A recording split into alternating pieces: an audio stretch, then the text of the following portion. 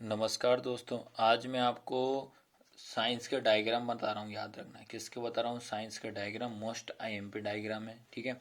तो पहला आपको डायग्राम पढ़ना पड़ेगा, मेल हटाने में साबुन का प्रभाव, ठीक है। Effect of soap in removing dust. उसके बाद ये सेकंड नंबर पे इलेक्ट्रॉन बिंदु संरचना, इलेक्ट्रॉन बिंदु संरचना, इलेक्ट्रॉन डॉट स्ट्रक्चर। क्या पढ़ना पड़ेगा, इलेक्ट्रॉन डॉट स्ट्रक्चर।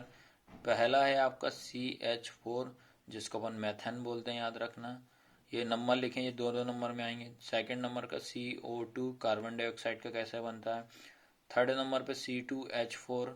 फिर एथेनोइक अम्ल का क्या होता है, H2S, हाइड्रोजन सल्फाइड का क्या होता है, CH3CO, प्रोपेनॉन का कैसे होता है। उसके बाद F2 फ्लोरीन का कैसे होता है, ये आपको ध्यान रखना है। तो इतने सारे संरचना पढ़ना। फिर उसके बाद स्टार्ट होता है क्वेश्चन नंबर 4। क्वेश्चन नंबर 4 क्या है, एक खुले तथा बंद रंध्र का नामांकित चित्र। याद रखें, एक खुले तथा बंद रंध्र का नामांकित चित्र बनाना है।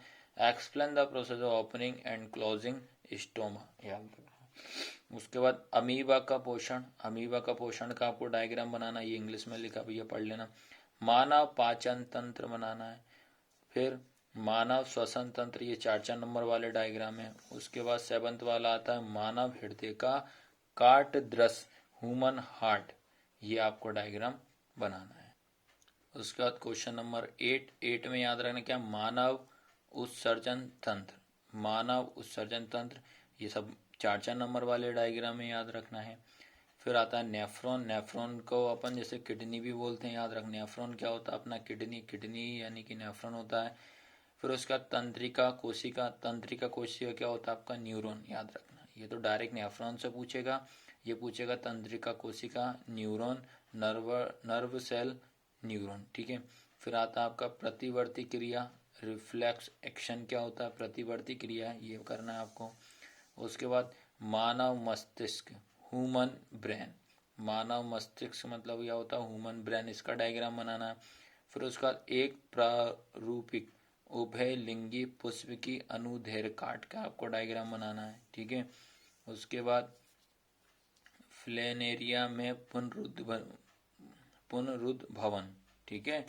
प्लेनेरिया में पुनरुद्भवन का डायग्राम बनाना है। उसका 15 वाला मानव का मादा जनन तंत्र का डायग्राम बनाना है। उसके बाद आपको 16 वाला मानव में लिंग निर्धारण, मानव में लिंग निर्धारण का आपको डायग्राम बनाना है, ठीक है। फिर आता है आपका कौन सा, प्रकाश का परावर्तन, प्रकाश का परावर्तन, रिफ्लेक्शन ऑफ लाइट, प्रकाश का अपवर्तन, रिफ्रैक्शन ऑफ लाइट। तो इस तरीके से मैंने आपको 18 ऐसे डायग्राम बताए हैं जो कि फाइनल पेपर में आपको आते ही आता है, ठीक है। और इसके साथ साथ आपको इनके बारे में थोड़ा थोड़ा पढ़ भी लेना, ठीक है। तो आपको तो ओनली एग्जाम निकालना, ये आपको मैं बता रहा हूँ। तो इतने सारे क्वेश्चन आपको कर लेना है, ठीक है।